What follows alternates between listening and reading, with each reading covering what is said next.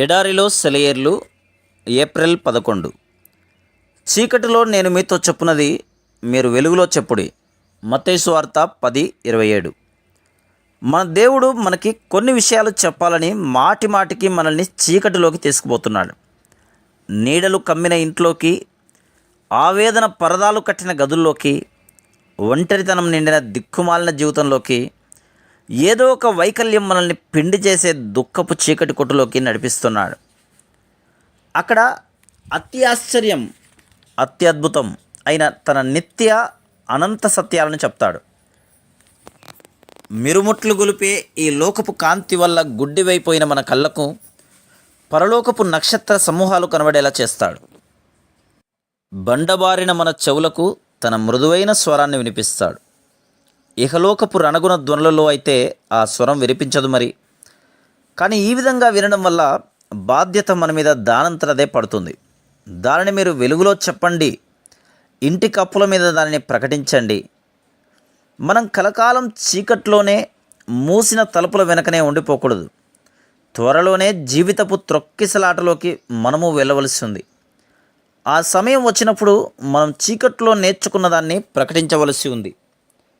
దీనివలన శ్రమలు అనుభవించడంలోనూ, తలాతోక లేనట్టు అనిపించే సంఘటనలోనూ ఒక కొత్త ప్రయోజనం, అర్థం మనకి స్ఫురిస్తాయి. నేనెంత పనికిమాలిన వాడిని, మనుషుల ప్రయోజనార్థం నేనేం చేస్తున్నాను, నా ఆత్మ అనే ఈ ప్రశస్త పరిమళ ద్రవ్యం ఇలా వ్యర్థం కావలసిందేనా? శ్రమలను అనుభవించేవారు ఇలా వాపోతూ ఉంటారు. అయితే వీటన్నిటిలో దేవునికి ఒక పథకం ఉంది. ఆయన వాళ్ళని తనకి సమీపంగా ఎత్తైన కొండలోకి పిలిచి ముఖాముఖిగా మాట్లాడుతున్నాడు.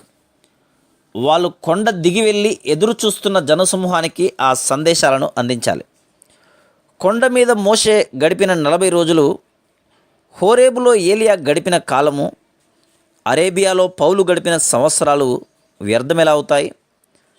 విశ్వాస జీవితంలో దగ్గర దారి అంటూ ఏమీ లేదు. దేవునితో ఒంటరి సంభాషణ, సహవాసం, ధ్యానం ప్రతి ఒక్కరికి తప్పనిసరి. దైవ సన్నిధి అనే శిఖరాగ్రంలో సహవాసము, స్థిరమైన బండ, సందులో విశ్రాంతికరమైన నిద్ర విశ్వాస జీవితంలో అంతర్భాగాలు. ఇహలోకపు తాపత్రయాలను అంధకారం కమ్మి ఆకాశ తారలు కనిపించే వేళల్లో అనంతము, శాశ్వతము అయిన ప్రపంచాల దర్శనాలను మన ఆత్మలు చూడగలడం అన్నది అవశ్యం. దైవ సన్నిధి మన ఆత్మల్లో సుస్థిరంగా నెలకొని ఉండాలంటే ఇంతకంటే వేరే మార్గం లేదు. అలాంటప్పుడే మన ఆత్మలు కూడా కీర్తనాకారుడితో కలిసి పాడగలుగుతాయి. దేవా, నీవు సమీపంగా ఉన్నావు. Praise the lord.